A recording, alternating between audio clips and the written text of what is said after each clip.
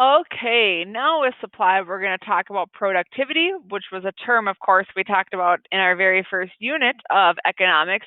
And just a reminder, productivity is using the resources that you have to produce something. And so you want that output from whatever input you have. So to maximize profits, companies have to look at how productive are they being. So like looking at total product, which like how much can my company produce in a week? If you remember, we looked at Steve Stevens and his coffee tables in that first unit. And when they specialized and became more efficient, they were able to make more coffee tables. So that total product. Now, another term besides total product, which is right here, is marginal product.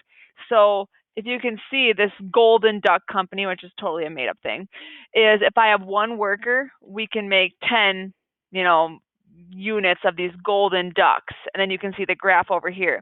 If I have two workers, we can make 50. Three workers, 110.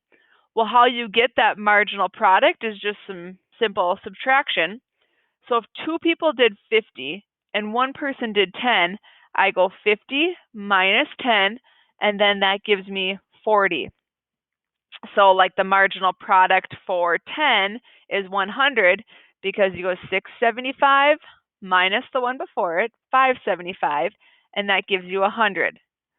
Well, you notice that eventually, as I continue to add workers, eventually we're becoming less productive. So you can see, like with my 14th worker, we're actually going backwards of we're producing less.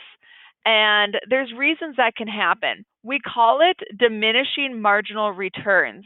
If you've ever heard the phrase like too many cooks in the kitchen, or think about like when you juniors work the concession stands, you don't have 8 kids in there.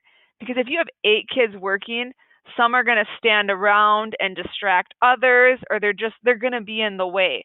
So you found whatever your magic number is at a football game versus like a basketball game, if it's like 3 workers, 4 workers, because you want to try to be as productive and use only what you need.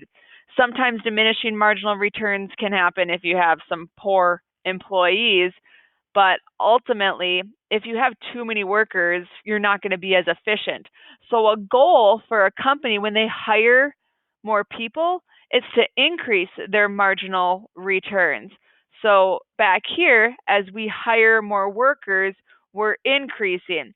So like the most efficient would be 11 workers, because that we saw our marginal product go up to 200. Yes, we can still produce more. So if your goal is like total output, then have 13 workers. If you need to make as much as possible, 13 is your magic number. But to be as efficient with your resources as possible, 11 is the magic number. Now, I have a clip that you guys get to watch on Google Classroom from I Love Lucy, which was one of my favorite shows growing up. And so when you watch it, I want you to look for hiring Lucy and Ethel at the chocolate factory. Does that increase your marginal returns, or does that actually diminish your marginal returns? So go ahead, watch that, enjoy the clip, laugh a little. It's good stuff.